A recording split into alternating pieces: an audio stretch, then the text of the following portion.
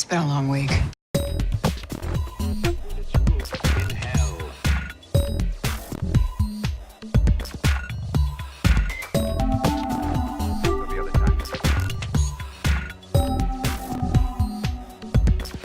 Now, no Novocaine dulls the senses.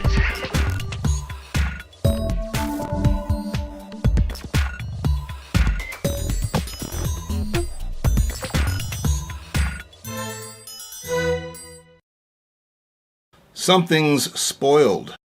The Defenders. Scott here with you with Something Spoiled, rolling solo today for our review of Netflix's latest contribution to the MCU, The Defenders. The Defenders has been much hyped and long anticipated, and we have been waiting to see these heroes come together for a while. Daredevil, Jessica Jones, Luke Cage, and Iron Fist. And for the most part, it is worth the wait, at least for the beginning half of the series. By the way, since this is on Netflix, I'm not going to be dropping any major spoilers because I'm sure a lot of you haven't seen it yet. So when the story starts off, it's really cool to see Matt Murdock again, and also to see Jessica Jones. It's been a while since we've actually had a chance to spend time with these characters. Much more recently, we've had an outing with Luke Cage and with Iron Fist. Iron Fist, considered by many to be the most disappointing of the recent series. But once again, it's really cool seeing these characters as their paths cross and to see their first interactions with each other. And for the most part, that works for me. Some of the pros, it was really good to see Charlie Cox on screen again. He puts Daredevil on like a familiar suit. And the world of Daredevil, we can slip right back into it. It feels nice and it feels familiar. Some high points for me. I really liked Sigourney Weaver as Alexandra. I saw Sigourney Weaver was going to be in this, and I'm like, she must be slumming. I liked what she brought to Alexandra. One of the things when you get an actress like Sigourney Weaver, what's not on the page, she will fill in, and she does that nicely. She has some really nice silent moments where she's still working and she's communicating and she's not saying anything.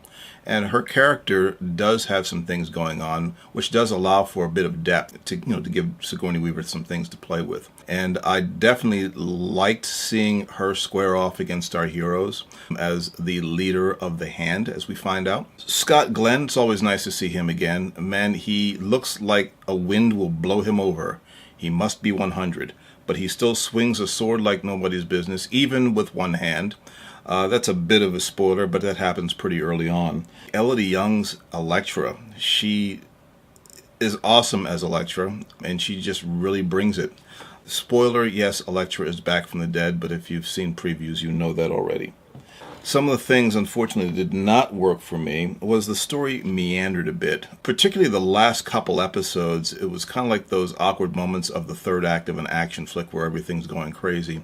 But the problem here is you still need to stretch this out for 2 episodes, and it seemed like their way of doing that was keeping the tension ratcheted up to like a 9, but peppering in these little bits of dialogue that were really pointless and just served to stretch out these long moments of tension. If you need to make it 1 episode shorter, then just do that. The fight scenes also, when they first started out, were pretty cool. It was really cool watching all 4 heroes fight together for the first time. But at a certain point, the fight scenes just became gratuitous. For the most part, the action wasn't unwatchable. I thought that the fight scenes in The Defenders were better than some of the fight scenes that we saw in Iron Fist. But by a certain point, they just dragged out.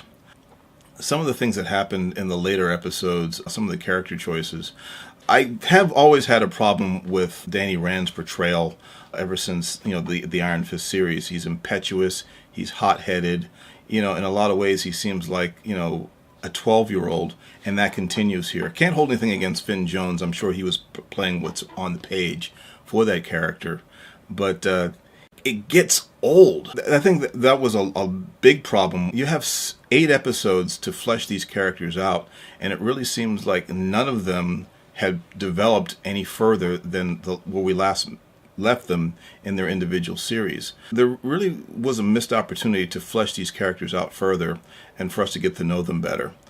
Don't get me wrong, I did enjoy this outing. It was actually nice to see the Defenders, but just like pretty much every installment of the MCU, whether it's small screen or large screen, you know that this is the promise of something yet to come. And when you finally get to the end, the final frame of the final episode of The Defenders of Season 1, you know that that is definitely the case. We are going to see more of these characters on the small screen. Their journeys will continue. If there are any character losses, you'll find that out when you watch. I'm not going to ruin anything for you. But overall, I'd have to say that I'd have to give The Defenders the rating of being fun ride. I zipped right through it, as you tend to do when these series drop on Netflix. But there were some things for me that could have been done better.